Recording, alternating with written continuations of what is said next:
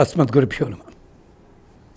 భగవద్బంధువులారా, శత్రుబాధ నిరసనం కోసం, విఘ్న నివారణం కోసం, అనుకోని ఆపదలు మీద పడ్డప్పుడు తప్పించుకోవడానికి, ఇలాంటి వాటి కోసం భాగవతంలో అక్రూరుడు చేసిన స్తోత్రంలో ఒక శ్లోకం చాలా అద్భుతంగా పనిచేస్తుంది.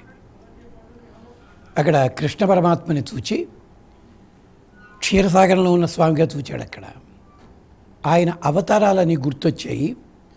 దాంట్లో భక్తరక్షణ కోసం వచ్చిన ఒక అవతారాన్ని స్తోత్రం చేస్తున్నాడు అక్రూరుడు. నమస్తే అద్భుత సింహాయ సాధులోక భయాపహ వామనాయ నమస్తుభ్యం క్రాంత త్రిభువనాయ చ.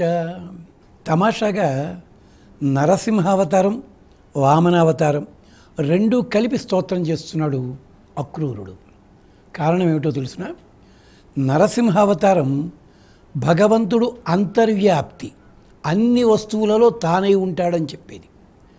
వామనావతారం భగవంతుడు బయట కూడా అంతా వ్యాపించి ఉంటాడు. అంటే వేదంలో అంతర్బహిష్య సర్వం వ్యాప్య నారాయణ అన్నదానికి ప్రతీకగా నరసింహ వామన రెండు రూపాలు విచిత్రాకృతులే.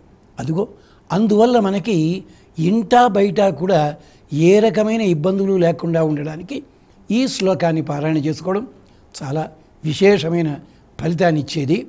గమనించండి. నమస్తే అద్భుత సింహాయ సాధులోక భయాపహ వామనాయ నమస్తుభ్యం క్రాంత త్రిభువనాయ చ. అద్భుత రూపాయ, నరసింహావతారం కనీ విని ఎరుగంది. తరువాత వచ్చిన రూపాలన్నీ కూడా రకరకాల దేవతలు ఆయన్ని అనుసరించారు. అది వచ్చిన గొడవ. నమస్తే అద్భుత సింహాయ సాధులోక భయాపహ. సాధువులను రక్షించడానికి, హిరణ్యకశిపుడిని చంపడానికి కాదు ఆయన వచ్చింది, ప్రహ్లాదుని రక్షించడానికి. సాధులోక భయాపహ వామనాయ నమస్తుభ్యం క్రాంత త్రిభువనాయ చ. వామనాయ నమస్తుభ్యం. వామన శుభములనిచ్చువాడా, వామాని నయతి. వామనాయ నమస్తుభ్యం క్రాంత త్రిభువనాయ చ. మూడు లోకాలని కూడా ఆక్రమించిన మహానుభావుడా. అంటే నరసింహ వామన అవతారములు రెండిటినీ కూడా ఒకేసారి ఆరాధన చేసినట్టయితే భగవంతుని అంతర్వ్యాప్తి, బహిర్వ్యాప్తి, తద్వారా మనకి ఆంతరంగిక బాహిరమైన శత్రువుల నుంచి బాధ తొలగిపోతుంది.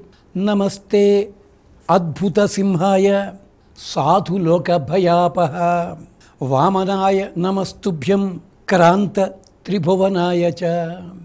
ఈ శ్లోకాన్ని శ్రద్ధగా ఆరాధన చేయండి. ఇష్టదైవం ముందు అక్కడ మీకు శక్తి అనుసారము ఏది నైవేద్యమైతే అదే నివేదన సమర్పించండి. వడపప్పు పానకమైతే మరింత శ్రేష్టము.